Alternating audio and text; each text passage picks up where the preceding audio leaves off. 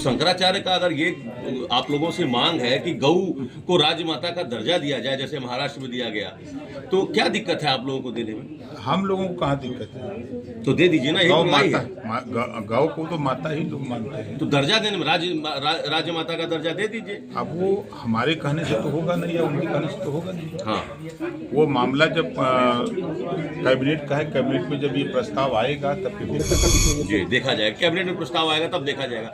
इसी बनारस में आपके जिलाध्यक्ष के नेतृत्व में आपके कार्यकर्ताओं ने खूब विरोध प्रदर्शन किया एक कैबिनेट मंत्री के खिलाफ कि सुहेलदेव जी महाराज की जयंती हो रही थी, उन लोग को जयकारा भी नहीं लगाने दिया गया।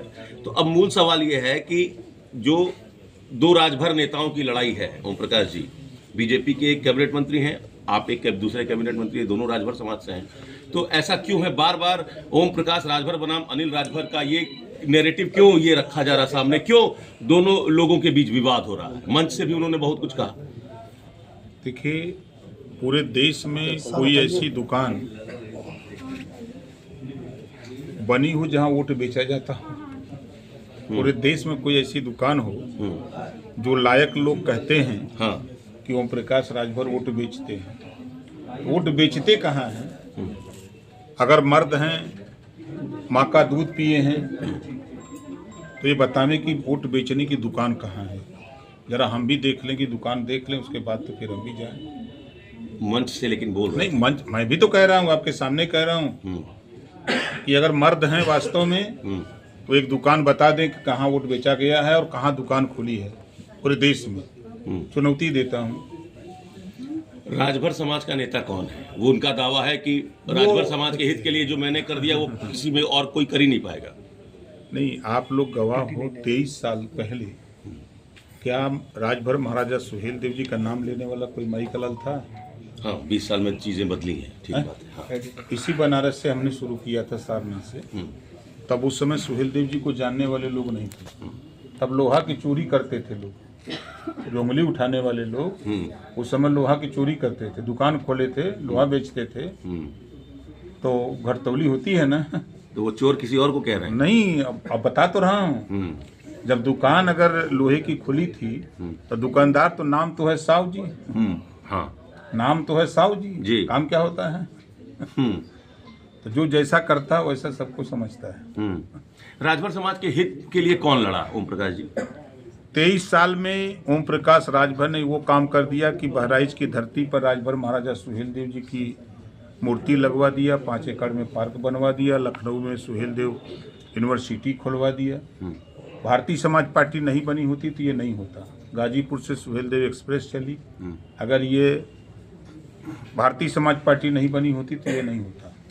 आज देश में राजभर महाराजा सुहेलदेव जी की चर्चा सब लोग कर रहे हैं। इसकी चर्चा, इसकी देन भारतीय समाज पार्टी है। इसके पहले भी कांग्रेस की सरकार, बसपा की सरकार, बीजेपी की सरकार, तमाम पार्टियों की सरकार थी, लेकिन कभी किसी ने इस पर ध्यान नहीं दिया।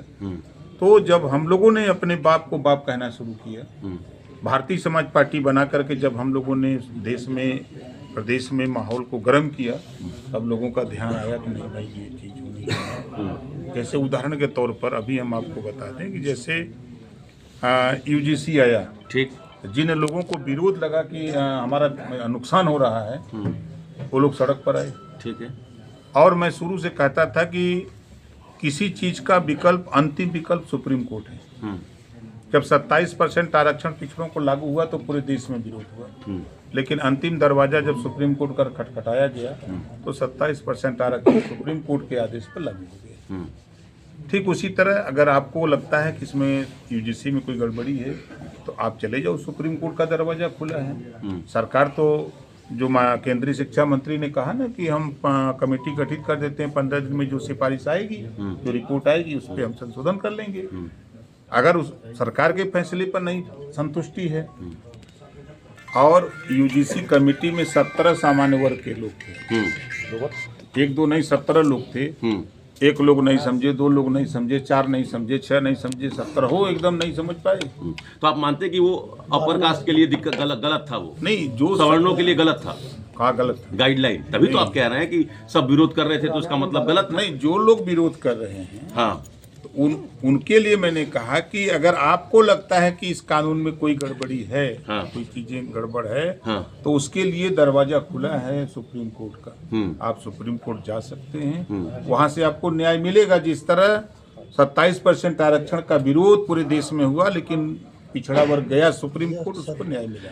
केंद्रीय शिक्षा मंत्री ने कहा कि इससे किसी का न नुकसान होगा न नुकसान होने दिया जाएगा।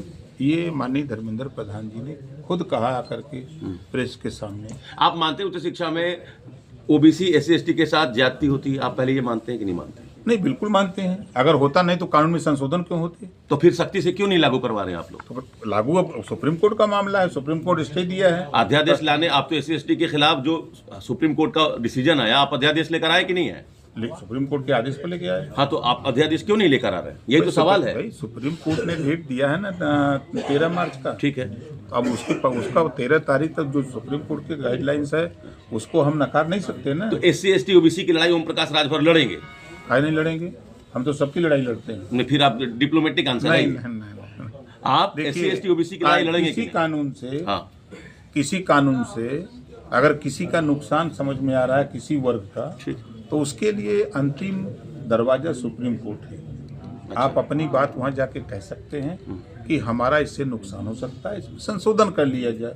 ठीक है। और यही सुप्रीम कोर्ट में दाखिल भी हुआ है। तो उसके बाद सुप्रीम कोर्ट के सुनवाई के बाद आगे का रुख आप स्पष्ट करेंगे? हाँ, बिल्कुल। समाजवादी पार्टी PDA पंचांग बंटवा रही है और PDA का नारा लगा रही है।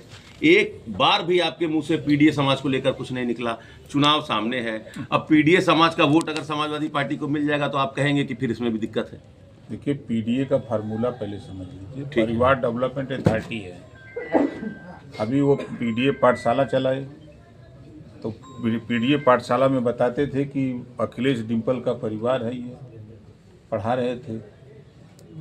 जब 5 साल अखिलेश यादव जी मुख्यमंत्री थे, 3 सितंबर 2013 को हाई कोर्ट ने आदेश दिया कि 27% आरक्षण का लाभ 12 जातियां उठा रही हैं, इसको बांट करके सभी जातियों को दिया जाए। तब PDA याद आया? तब तो PDA याद नहीं आया। और नाई, गोणपाल, प्रजापति, बिंद, केवट, मल्ला, राजभर, चौहान, आरा, कर्कवंशी, बंजारा, बहेलिया, कंगार तो याद नहीं आया। जोल्हा, दुनिया, अंसारी, साईं, दर्जी, फकीर याद नहीं आया। तब तो खाली याद आया कौन? उनकी जाति। अपनी जाति को चीन चीन के लड्डू बांट रहे थे।